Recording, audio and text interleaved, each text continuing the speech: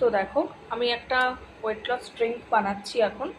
তো সেটা বানানোর জন্য প্রথমে আমি 1 গ্লাস জল দিয়ে দিয়েছি। এই যে এই গ্লাসের 1 গ্লাস জল দিয়ে দিয়েছি। এই যে জল দিয়ে দিয়েছি। এটা জলটা ফুটতে শুরু করলে দেখো এখানে আছে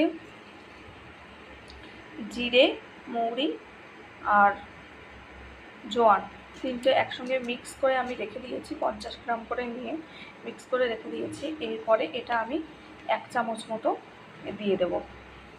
এই ফুটন্ত গরম জলের মধ্যে আমি এটা দিয়ে দিচ্ছি। এরপর এটা ফুটবে 10 মিনিটের মতো। ফুটে উঠলে ঠান্ডা হলে পরে আমি এটাকে নামিয়ে নেব। এবং এটা 1 মাস খেলে, প্রতিদিন রাতে খাওয়ার পরে 1 মাস খেলে কিন্তু ওয়েট লস হবে এবং খুব ঝরঝর করে খুব তাড়াতাড়ি ওয়েট লস সম্ভব হবে। তবে প্রতিদিন